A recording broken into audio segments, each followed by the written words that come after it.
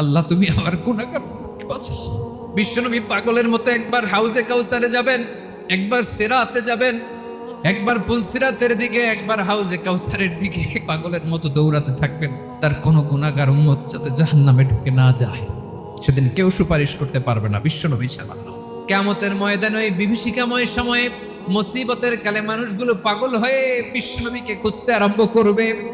সবাই মিলে বিশ্বনবীর কাছে যেয়ে বলবে, ইয়া রাহমাতাল লিল আলামিন, ইয়া খাতামান নবীন, রাহমাতাল লিল আলামিন।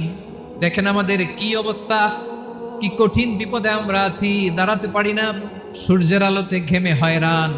আজকে কেউ সুপারিশ করতে পারবে না। সব নবীরা অপারগতা স্বীকার করেছে, তারা বলেছে আপনি ছাড়া কেউ নাকি আল্লাহর সামনে দাঁড়াতে পারবেন না, আপনি একটু সুপারিশ করেন। বিশ্বনবী বলবেন, আসো আসো, আজকের দিনে আমি ছাড়া আল্লাহর সামনে কেউ দাঁড়াতে পারবে না। বিশ্বনবী মাকামে মাহমুদে যে আল্লাহু আকবার বলে সিজদায় লুটিয়ে পড়বেন, আল্লাহ রাব্বুল আলামিন বিশ্বনবীকে এমন কিছু চমৎকার শব্দ শিখাবেন, ওই শব্দগুলো দিয়ে আল্লাহর প্রশংসা করে বিশ্বনবী কাঁদতে আরম্ভ করবেন। বিশ্বনবী এমন ভাবে অজর দ্বারায় সিজদায় লুটিয়ে পড়ে কাঁদবেন, রব্বুল আলামিনের রহমতের দরিয়ায় জোশ লেগে যাবে। রব্বুল আলামিন এই দৃশ্য থেকে সহ্য করতে পারবেন না। রব্বুল আলামিন বলবেন, ইয়া মুহাম্মদ ইরফা রাসাক, ও নবী আপনি মাথা তোলেন, মাথা তোলেন, আপনার কান্না আমি সহ্য করতে পারি না। নবী আপনি মাথা তোলেন, সাল তুতা, আজকে আপনি যা চাবেন তাই দেব। বিশ্বনবী এবার মাথা তুলবেন। যে বিভীষিকাময় সময়ে প্রত্যেক নবী বলেছেন আমি পারবো না, প্রত্যেক নবী বলেছেন নফসি নফসি, আমার কি হবে আমি জানি না, আল্লাহ আমারে বাঁচাও।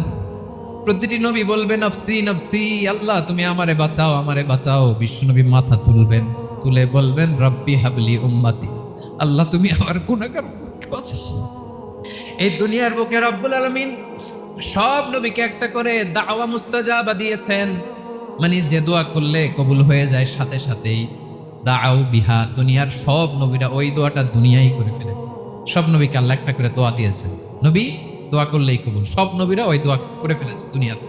বিশ্বনবী বলেন আমি করি নাই, আমার ওই স্পেশাল দোয়াটা আমি দুনিয়ার বুকে কঠিন বিপদে পড়েও কোনোদিন করি নাই। আমি আমার স্পেশাল দোয়াটা কিয়ামতের দিন আমার গুনাহগার উম্মতকে সুপারিশের জন্য রেখে দিয়েছি।